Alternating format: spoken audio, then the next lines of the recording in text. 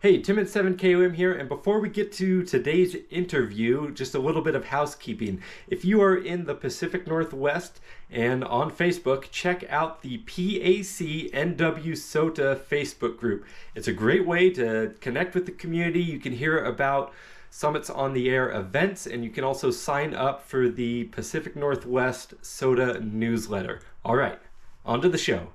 Good morning, everyone. I am Tim N7KOM, and joining me today is K7ATN, a prolific SOTA activator, and honestly, the area manager, an Elmer. You are so many things, ATN. You help new SOTA people get started, and you do all the volunteer work for the Oregon area. A lot of people might not know that the entire SOTA program is run by volunteers, and ATN is a very big part of that in the Pacific Northwest here. So welcome, ATN. Oh, thanks, Tim. Yeah, it is true. I do want to remind people every once in a while that when you want to complain about something, remember, uh, some people can't get around to it till the weekend. Some people do their absolute best that it's not exactly what we want, uh, but we still have a great radio sport program to enjoy. Just a little bit of patience is needed. Absolutely. So what have you been up to, ATN? I have actually really been enjoying some snowshoe activations. I had plans, not sure if I'll do it now, but to go back to 4925, that's just east of Mount Hood, for the sixth time in 3 months. Yeah, it's a nice short snowshoe. Part of it's on the Pacific Crest Trail, which gets used, so you don't have to break trail there. Lovely views when it's clear. Nice place out of the wind if you need it. I've just really been enjoying that and happy to go back again. Well, actually, I'm going to go on this. Is that the one we did a ski joint Yes, activation? it certainly was, but I am not going to ski it anymore. Yeah. Ski on piste. That's best for me. Yeah. Sorry you didn't make it to the summit of Mount Bachelor when you were here, but it sounds like you got a day or two on the mountain and Bluebird days there. Yeah, we had a nice time. It was a family adventure together. No running off to the summit lift. Well, next time, I think you'll have no problem on 2 meters getting all your contacts for summits on the air. That would be great. Even if I have one or two, that goes a long way. I think 5 years ago we got skunked with only two contacts. Uh, What a shame. Came back the next day with the KX3 and finished it off, no problem. Oh, perfect. Nice. So let's dive in here. There's been some changes in Oregon's SOTA database, and you have some stuff to kind of tell us about that. I'd love to get into the background of, what is the ARM in SOTA. Let's kind of look under the hood a little bit here and dive in. What is it? What's the history of it? And what do you do? What does the region manager do for Summits on the Air? Yeah, I'd like to talk about the association reference manual because Oregon Whiskey 7 Oscar just had an update. The association reference manual, or ARM, along with the SOTA general rules, are the guiding documents for the SOTA radio sport in Oregon.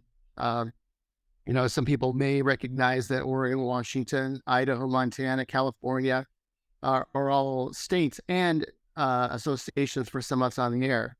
But do note that some do combine states. Whiskey One is all of the Whiskey One area, all of the New England states, and Whiskey for Charlie, for example, is both North and South Carolina. The Dakotas are embraced by Whiskey Zero Delta. So often states, often countries, but sometimes broken up smaller. So again, it's a guiding document for operating SOTA in Oregon, and we are charged as association managers, myself, to update that on a semi-regular basis. Although I admit that I think it was 7 years or so since the last update. So there were some things that have changed, and we updated in that regard. And it's a big document. It's 83 pages when I was glancing at it this morning. The summits in them, and Yeah. for Oregon, at in the order of 2,000 summits. And the number one purpose of the Association Reference Manual and the data that's associated with that, most of those 80 pages are just a list of the summits. The number one purpose is to identify SOTA summits in Oregon. Actually, there used to be 1,990, and now there are 2,038. We'll talk about why that's different in a bit. And it's important to remember that the primary criteria for SOTA summits is prominence or independence from other summits. It's not elevation. So we're looking for prominence that's greater than 150 meters. It's you might see some places P150.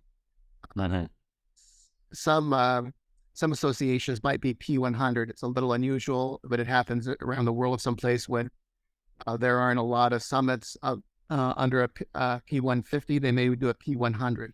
And that's just the association manager makes the call about what the prominence is? The management team for SOTA would make that call after being asked by an association manager. And in fact, the other thing about association management, SOTA doesn't go forward unless there's someone who's willing to take responsibility. This is anywhere in the world. Take responsibility for building this association reference manual, determining summit prominence, and a list of summits. If there's no one there to do it, it's not going to happen. It has to be supported locally in that association.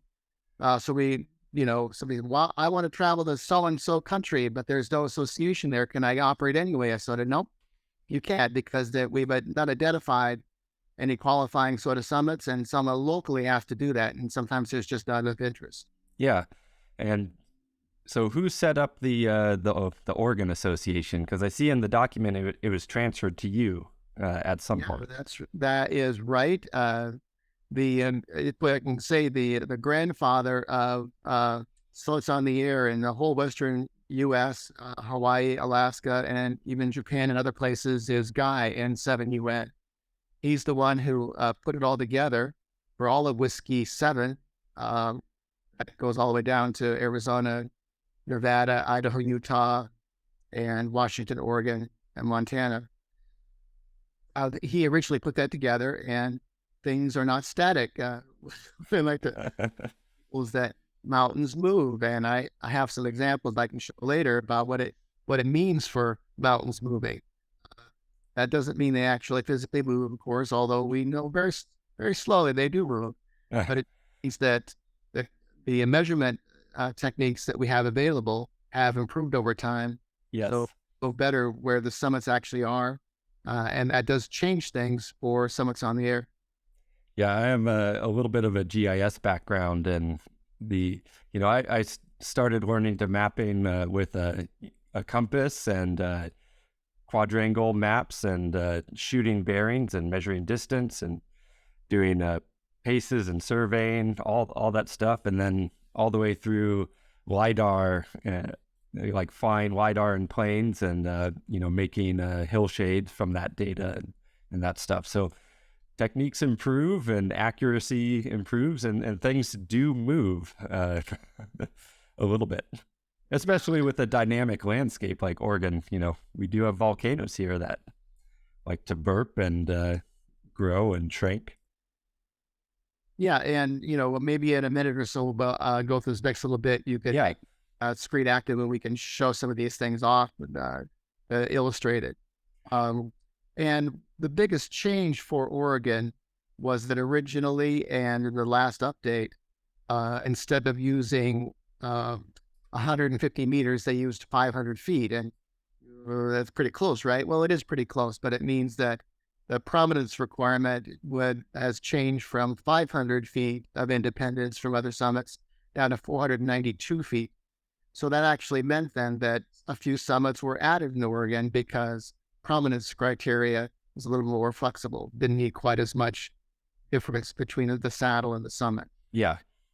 And what's actually important too is that, we don't make up this information. It's data from USGS. And as you mentioned, it's based on LiDAR. That's light detection and ranging. and it's gotten more accurate. I don't know how they do all these surveys, but I have some examples that show it's better than it was before. Yeah. Well, actually, real quick, since I have a little bit of background there, I used to work for a LiDAR firm in Portland. And I know there's a lot of nerdy crossover with ham radio and airplanes. So some people like to go to those websites that you can see all the different airplane tracks, like the GPS tracks. And if you ever see one that's just an up and down squiggly line, very closely spaced, that is probably a LiDAR survey. Nice. But we actually get our LiDAR USGS data from Lists of John. That's listofjohn.com. And if you ever have a question about summit prominence or exactly where it is, it's a great tool, easy to use to search for summits. It goes directly to a map. You can see what it is. It actually has the definitive names for these summits, whether or not they have a name. So that is our source, a definitive source of data. And I paid $40 for it from John. Thanks, John. It was worth every penny to have data. Here it is, the first page of the Whiskey 7 Oscar Association Reference Manual. We're now on issue number 2.7, and the date of issue is the 1st of March, 2023. And it shows here the association manager and other clever things, but yeah, and it shows that SOTA in Oregon got started in 2010. Yes, thank you very much. So we are in our 13th year. Yeah, my history started a year later than that, 2011, in January. Cool. It's typical. They break up any association into regions, and these are the regions for Oregon. The North Coast, Central Coast, South Coast are along the left-hand side. Whiskey Victor for Willamette Valley, the Cascade, North, Middle, and South, and Central in there in the middle, and then Northeast and Southeast. And that's just so they don't want to go over 999 summits. Yeah. Broken up. And also, it's actually just useful to talk about regions. There's another rationale for that. We actually have regional managers, and these are, again, another wonderful volunteer position. You can thank all these people on this list. They don't actually get picked very often to answer questions, but what I ask of them is to know summits in their region. So, Amy, for example, knows the things in her neighborhood, Southeast, South Coast, and Cascade South, because she's done a bunch of activating there. Reports that people can find useful to update trip reports. And if it ever happens, answer questions that people might have about it. I think in my tenure as association manager, I think we maybe had a question once in 8 years for one regional manager. That's one of the things that SOTA actually asks of us. The management team says, who is going to answer questions about these regions? And it could all be me, but I've picked these people because they know these areas and are willing to support it, and I really appreciate that they're here. Great. I recognize quite a few names on this list. And then the column there, the number of summits that each month might have responsibility for. Responsibility is a possible thing. But I have, in your neighborhood, I have a couple examples of where things were and now where things are. The Pine Mountains is a favorite place for a lot of people. It's a nice way to get 12 points, 2 6-pointers, Pine Mountain and Pine Benchmark. And does my cursor actually show up on the screen? It does, yeah. Okay. Well, here's the trail that you may have walked from up to Pine Mountain, and someplace in here, I think maybe in here, there's actually was a tree and a post that showed where the summit, the trig point. Yeah. Over here is where it was previously. And that's not a bad spot. It's only a few feet away, really, from the actual, summit. But we're closer now than we used to be. And that's the advantage of these mountains and the LiDAR that's actually been used to apply to USGS data to show where a summit actually is. It's actually kind of handy. Sometimes you might have gone to a summit and the summit can, according to your GPS, is down over a ridge. Yeah. This fixes some of those things. It's not perfect still, but it's better. This is a even more fun example for Pine Benchmark across. Oh, wow. Yeah. Actually see the post there where the new pin is, and you can see where we used to call where the summit was. Now, of course, everyone gets up to the summit visually with the highest point, or at least in the activation zone. But now it is better. In any of these cases, the elevation of the summit hasn't changed, just its location, latitude and longitude. Yeah, that's for those who haven't been to Pine Benchmark, it looks like where the original summit was in the database was kind of down over a cliff. It's a little ways down. Yeah. Maybe 30 to 40 feet of elevation difference, but it's clearly not where the top is. Right. That was the best data we had 11 years ago, and that's fine. Where we upgrade and improve as we can. And here is one where you can truly see a place you've been. The Devil's Peak Lookout is there. Oh, yeah.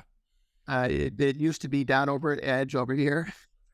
We know where the summit really was because it's right where the lookout is, which you can see clearly there in the middle. Yeah, and it's very obvious looking on the topo map, but I think there are some mapping software that still have it kind of off to the left there. Yeah. And, none of this keeps us from activating these summits. It's all perfectly good. But it's nice to know it's closer, but it does make some differences sometimes, because if the summit actually moves out of the activation zone, then that old summit is retired and the new summit takes its place. Can we see that whole thing? Yeah. That's, you can see for people who've been to Frog Lake Buttes, there's a trail sign down here, and this is the little repeater site where we often would stop, and maybe in this area here, a little clearing to operate. And that's a perfectly good thing. This is where the summit was, before, down over at Edge again. But look, this is a third of a mile from where the summit is now. And a few people have actually been up there. So they retired the old Frog Lake Buttes summit. It's no longer valid.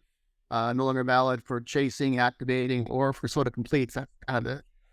Yeah. So quick question there. Why is it retired and a new number given versus just updating the GPS coordinates? If the SOTA the management team has set up a criteria, which I think is perfectly reasonable, if the new summit is outside of the activation zone. Oh, okay. And it'll be a new summit. So this was it CN032? Not sure exactly what it was before. It's already gone from memory. You can't chase it. You can't activate it. Forget about it. And the new summit is CN106. So it's a new number. It's a new. It's actually a new summit for first activation. If you were into that sort of thing. Well, I think it's been activated a couple times now. It's new. This Google Earth map, you can actually see there is kind of a trail there. Yeah. I think the snowmobiles play around in here a little bit. Way into the activation zone for this actual or new summit. It's pretty straightforward. It adds about a third of the mile to the hike and probably a little bit more adventure. Yeah. And so for viewers at home who are not familiar with this area and maybe can't tell from the map, you can tell from the name, this is Frog Lake Buttes, plural. So we essentially have moved the summit from the butte down at the bottom of the picture to the butte at the top of the picture. And there's a bit of a saddle between the two. Right. And that saddle means that it's not, the new summit's not in the activation zone. So there are a number of replacement summits that happen, but because the criteria was changed from 500 feet inaccurately to 492 feet, we still got a whole bunch of new ones. Here we go. Map that, just to illustrate the map that Guy and 7UN put together, these are all the new summits in Whiskey 7 Oscar. And as you might expect from going from a 500-foot prominence to 492, it's random across the state depending upon where there were ever summits. Many of these are very hard to get to, just the same as they were the dense forest of the South Coast, or miles without roads here in the Southeast.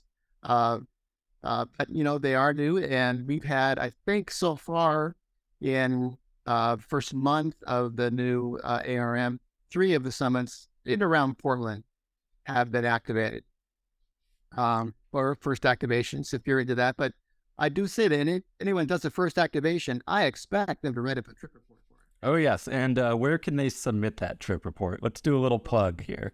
The best place in the entire world we have for trip reports is pnwsota.org. It's put together by Dan K7DS and Annalise N6 call with 4-character call. Who put the original together. It's a blog essentially that allows you to do pictures and essentially a checklist. It's easy to update your stuff and then link it to the SOTA Worldwide database so that the SOTA Atlas can get at it, for example. Yeah, and those reports are really useful for new time activators, or if you're going to a new area that you're unfamiliar with. You can see how it was done before, and maybe get the heads up about any road closures or trail closures, and find the right way to get to a summit. One of them, I think the best things about it is that if you're traveling, trying a new association out, doing a cross-country trip, and you want to do some SOTA on the way, it is tremendously valuable to not have to scout it cold. You want to know, okay, where is the trailhead? What is the trailhead like? What's it like in the summit? Are there any private property issues I need to be aware of, like the summit's inaccessible because, it's an Indian reservation? Those things are all shown in pnwsota.org, and sometimes also then in the SOTA Summit database. Those things are referred to. Very valuable. Yeah. And I'll put a link down below for anyone who's interested in going to pnwsota.org and checking it out.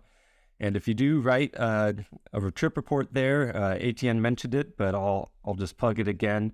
Go over to the SOTA, like the actual SOTA Summits page, and put in a link to your trip report there, and then it'll show up on SOTA Atlas, and everyone will be able to see it there. Most people don't have blogging privileges unless I grant them for PNW SOTA. And the reason to do that, I give them a suggested layout and information. For example, some people really like distance and elevation gain because it says a lot about what the trail is like, for example.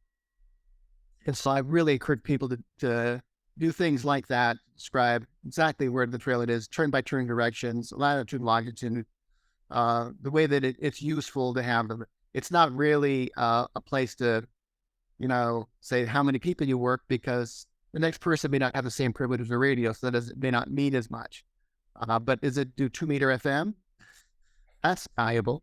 Yeah. For people starting out.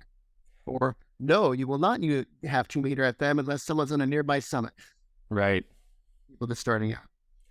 Yeah, and other useful information, it's not like you don't want to title the article a beautiful picnic in the Cascade North or whatever. You want to say what specific summit you were at and the time of year, and just to have that clarity. Exactly. So I could talk next about how this update happened. Yeah. As I mentioned, I actually paid a small fee to Lists of John for them to extract an Excel database of all the summits in Oregon, and then we could sort that by prominence. But the critical thing is to match up. This is not easy. Match up our existing Whiskey 7 Oscar Summit database to the updated one. And Simon, G4TJC, is a volunteer on the management team that somehow does the magic of which summits were retired, which need to be updated, all those things that need to be done with new information. It took several months to have that happen. Yeah. Yeah, it's a lot of work if you're having to look at the activation zone and then look at the new GPS coordinates. And I think he has some tools that help him, but yeah, for the list of John does not have our association summit. right, We have to have other things that connect those two. right. So that happened. And then, of course, the text that in the introduction in the association reference manual needed to be updated with new regional managers and how management team has suggested over time that things be updated so that they're consistent among all associations. So those text changes were made as well. And then those things that's all finalized are published to the web, a new ARM and a new database, so that people like the SOTA Atlas, one of my favorite tools for exploring for SOTA, they have most current information. Great. And were there any elevation changes for summits? I looked for elevation changes, especially among the examples I gave and showed, and I didn't find any elevation changes. I think it's probably possible. There are elevation changes for summits that moved out of the activation zone. Yeah. So actually on elevation real quick, let's talk about the point bands and kind of how those were determined and how it's set up for Oregon and how it might be different from other associations. And let's look under the hood a little there. A little bit. We recognize, especially, was it sort of is not fair. Places, the summits are easy to get to. They're like along the Appalachian Parkway. You can get to what I think 6 summits in a day. They're 8 to 10 pointers. Sometimes just a few feet a walk or off the road. It can be really easy to do that. Well, so we don't consider it fair. And one of the unfair things, if you want to call it that, about is banning is actually different than our neighbors anywhere else in W7 or in California or in New Mexico, for example. So then the guessing that was the management team and guy who determined where Oregon's point banning would be. And this is what we're stuck with. So I have a high regard for anyone who obtains the mountain goat in Whiskey 7 Oscar because it's harder here than it is in some other places. But that's actually, true for Michigan or Wisconsin. Right. They only have, a couple dozen summits. So you would exhaust that within maybe, for some people who have a lot of time, in, half a year, and you wouldn't be able to, you have to go someplace else to get your points back. The point banning is different in Oregon than it is for our neighbors. We still have the same bonus. For example, summits that are winter bonus in Washington are about 5,000 feet, and ours are also about 5,000 feet, but there is a 6-pointer and ours are 4 points. Right. That's what we got. Okay. And just to take a look at, for the listener, starting the first band, so any summit below 3,000 feet above sea level is a 1-pointer, and then it kind of goes through 2 points is 3,000 to 5,000, 4 points 5,000 to 6,000, and 4 points to 6 is 6,000 to 8,000, and 8 points 8,000 to 9, and then anything over 9 is a 10-pointer in Oregon. One of the things you had asked about is what should activators, especially I guess newer activators, should be aware of regarding this update is make sure that any summer data you have, if you may have extracted something for Google Earth, for example, or uploaded things into your GPS device. Yeah. Very important to delete or set aside any summit data so you don't go to the wrong Blue Ridge, for example, because it has moved. It's in a different spot. That's a very good point.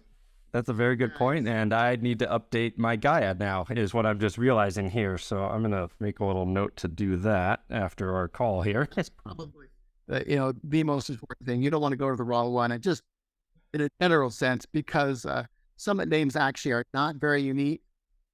Sadly, there are so many lookout mountains. Make sure you go to the right lookout mountain, or in the case for you there in Bend, Oregon, make sure you go to the right Pilot Butte. There in town is not a SOTA summit, although some people have thought it was. Pilot Butte's actually never been activated because access on the easy side is through private property. So it's not really readily accessible. I think it might be accessible from the north, and somebody will have to drive those roads someday, the long drive, and tell me if you can get to the real Pilot Butte. It's in a bit of, Yeah, maybe someone with a motorcycle can get after that could be and let us know how the roads are. Cool. So we've talked a bit about what it means for activators and chasers, especially with the changes. And, if a summit has moved out of the AZ, it is no longer eligible to get it complete. Even if the name is staying the same, it has a new summit reference.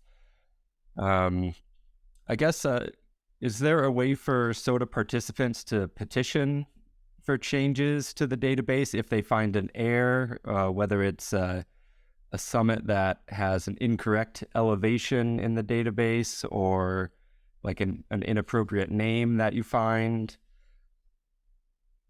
Absolutely, yeah. When it comes to naming and such, that's actually determined by USGS. There's a summit near Corvallis that people who are at Oregon State University are sure it has a particular name. USGS doesn't use that name. Mm-hmm. So we can't use the name that's preferred, sadly. But it comes down to local knowledge and what you can write in the trip report. If you write the trip report, you need to. This is the name of the summit locally by practice, even though it's not the formal name of the summit. On USGS, we go to that have those references, and some of the reason for that is that we're not the only one disseminating summit information. Slip Host, Peak Bagger, a lot of summit mountain sites actually use the same database we do. But when we call it something that it's not and publish that, it's very confusing to our friends who go up peaks for different reasons than we do. Yeah. So even though it's maybe good to know what the local name is, it's not the formal name. So that's another great reason for a good trip report. Yeah, and I know the Forest Service has been updating some river features, we can just call it rivers, summits that have found to have an inappropriate name. So do you know if those will hit our database? They have. There are, I think, 3 that got changed, but Okay. enough. Several of them have not been changed, and I do not understand why the U.S. Board of Geographic Names hasn't updated those. And we'll make note of the names that they're going to be changed to haven't been changed in the USGS database yet, and that's just the bottom line, what things should be called. Yeah. Okay. That kind of gets to the end of my questions on this topic. Do you have anything else that we missed, or you think the people would like to hear about? Well, I always encourage people to go ahead and flip through the introductory pages of the Association Reference Manual. Maybe keep a copy. Maybe refer other people to it when they think they're confused about something. Also, the sort of general rules are a great thing to look at because there are things in there that just are not what we expect, how we might usually operate. The best example might be is you can actually operate as a control operator with an extra, and you have a tech. You can actually operate on HF. Your call up under the auspices of an extra. But for someone that's on the air, whether you're an actor or a chaser, you need to do this with your own privileges, not someone else's. And some people have been confused by that in the past. And it's surprising because our practice is when you go out to field day, you use the privileges of the control operator. But it's not what we do for some of us on the air. This is an individual achievement. So as kind of an example for that, like right now, 10 meters has been really good, and technicians have phone privileges on 10 meters. And in this example, let's say they are out with a general and the general was operating on 20-meter SSB. The technician could not grab the microphone then Well, and get on 20 meters. if they did take the microphone and use that general's call, Right. this would accrue to the general. Yeah. And that same thing goes for chasing. You can only chase according to your privileges. And again, it's an individual achievement that you did. That's one thing that's not very obvious, and it's buried pretty deep in the sort general rules. Yeah. But it's in there. Yeah. Well, I think that's a great clarification there. If you're out with a new technician, you can let them make that QSO, but they're not able to log it under their own call sign.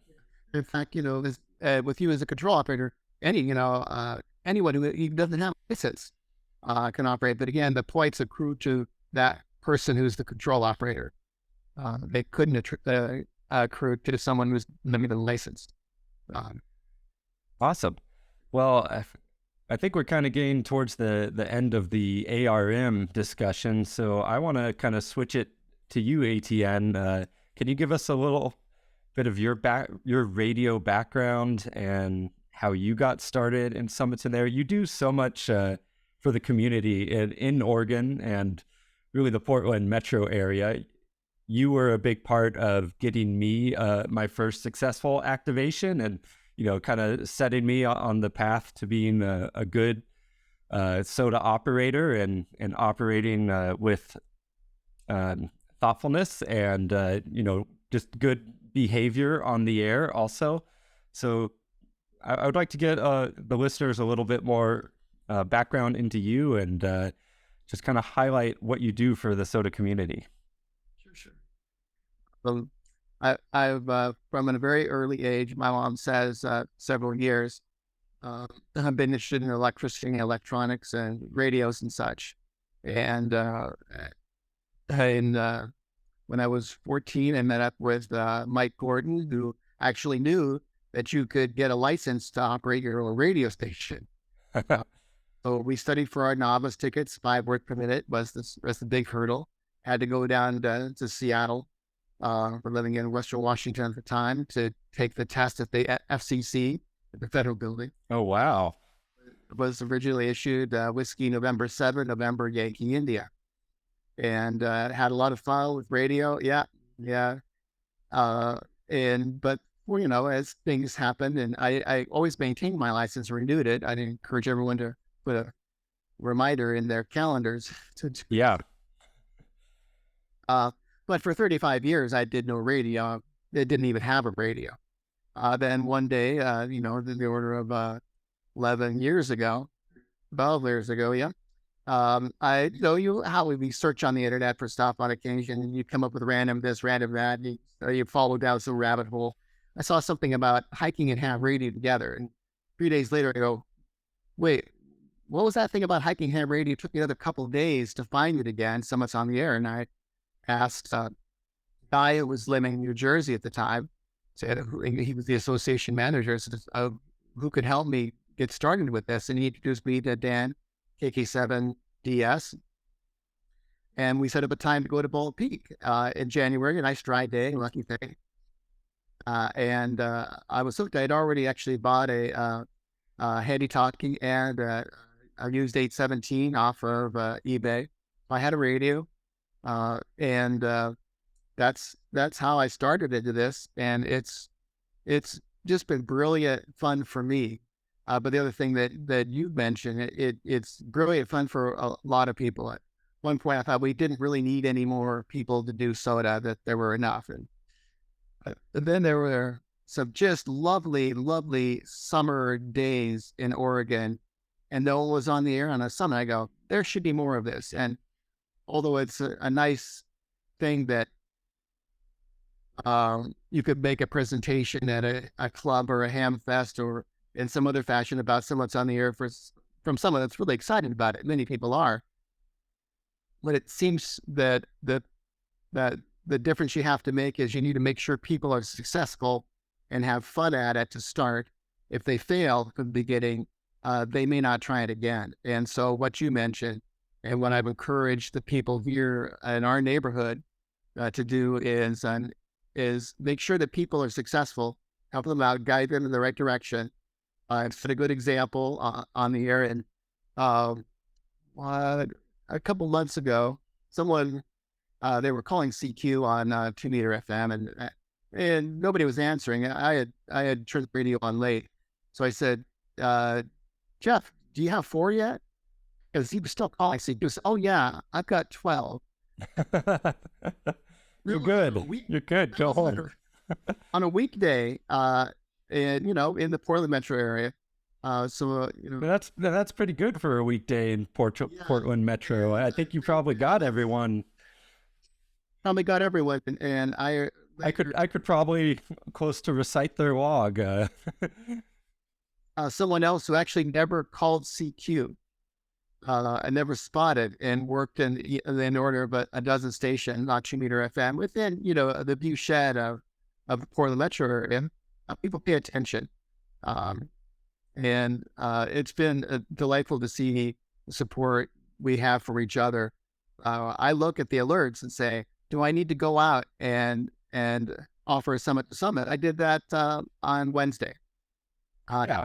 To do that for Bill and Greg when they're going up the new Frog Lake Buttes, and worked a bunch myself and got on the summit to summits unexpectedly.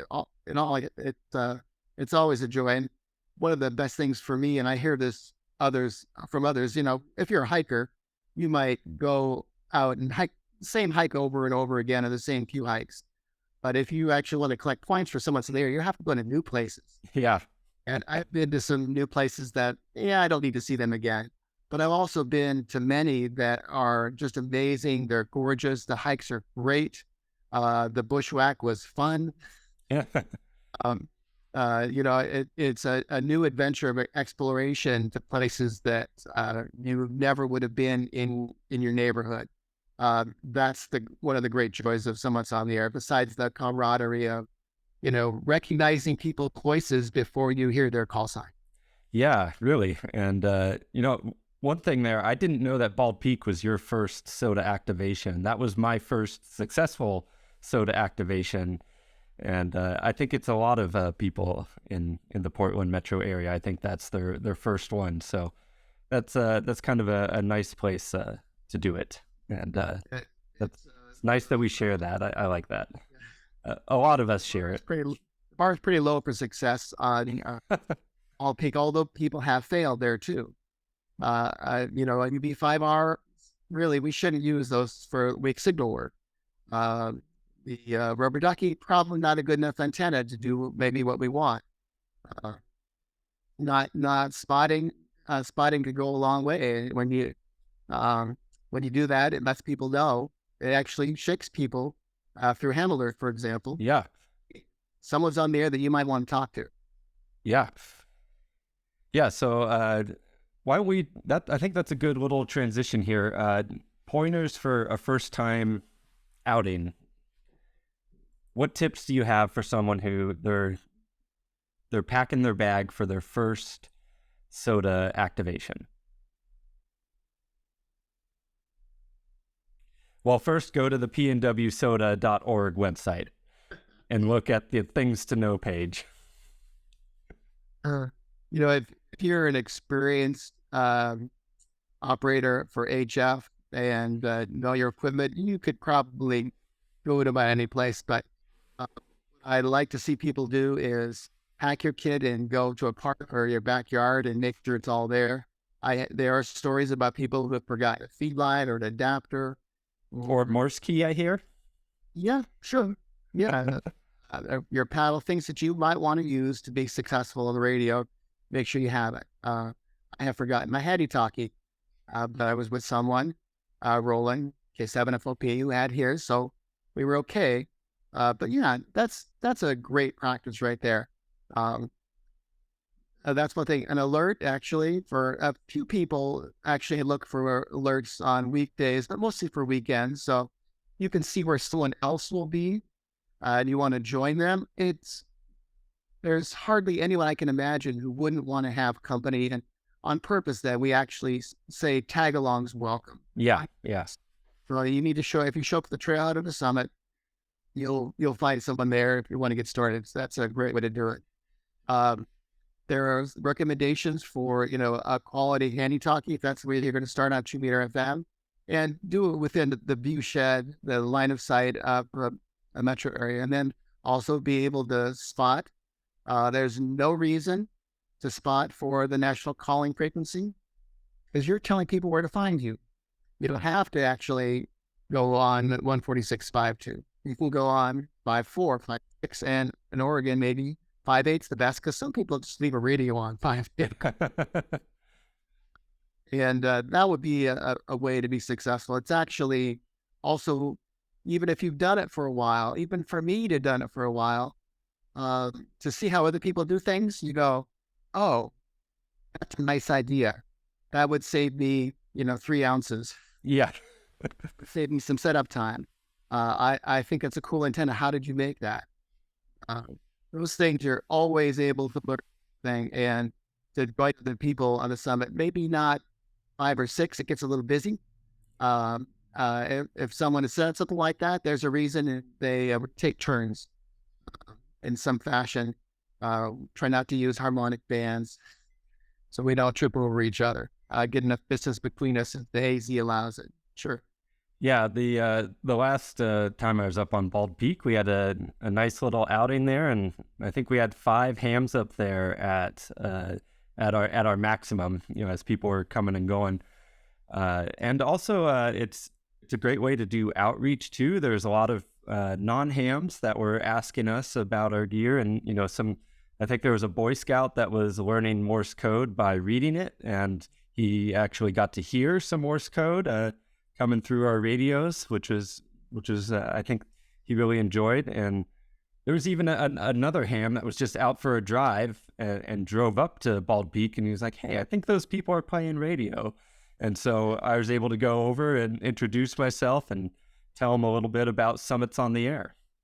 Yeah, and that's actually a real positive thing. Most people wouldn't get exposed to a ham that's in their ham shack in their basement in the back bedroom. They wouldn't know that their neighbor does that sort of thing.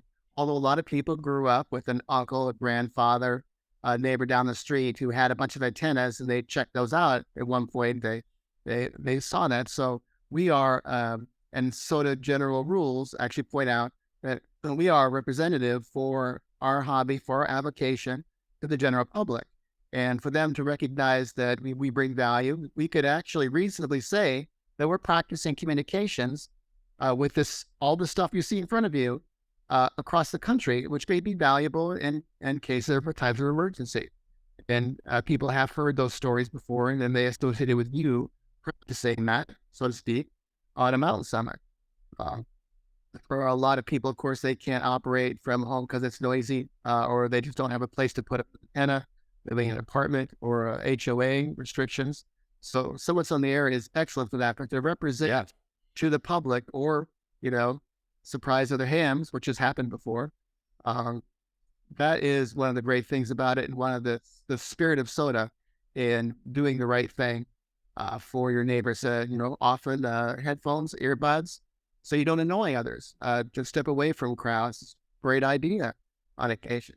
Yeah, and that's the reason for the activation zone, correct? Well, yeah, and it's actually also for safety. Yeah.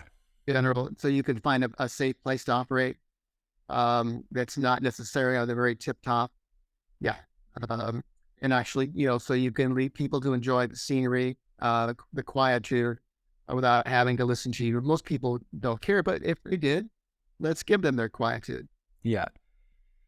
And, sometimes it's like you can do some quick, maybe 2 meter from the summit, and then you can go off and set up your big, long wire antenna, maybe a little ways off the trail. Yeah. and don't clothesline anybody. No. Yeah. Well, awesome, ATN. I've really enjoyed this discussion, and I appreciate you coming on. I want to be respectful of your time here. I know we're getting close to an hour. So do you have any parting thoughts here? Well, we can see here, that's Mount Scott in Clear Lake. All right. Well, and I posted that on my background. Did you do that watercolor? Yeah. Awesome.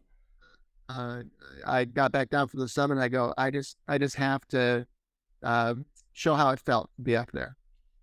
I guess there's a few people who do sketches from their summits, and I don't make them into QSL cards, but it's a lot of fun. Yeah, and actually that's a great plug if you're out with a big group of hams all activating the same summit. You can get your contacts in and then bring along another hobby, and you can do some sketching, watercolors, photography, while everyone else gets points, and it's just great to all be out together. Geocaching is actually something else that people can buy. There's lots of things to enjoy while you're waiting for those other summits to come over. Yeah. Perfect. Well, ATN, I've really enjoyed this, and thank you so much for coming on. Great to talk with you, Tim. Thanks for posting these. All right. Thanks.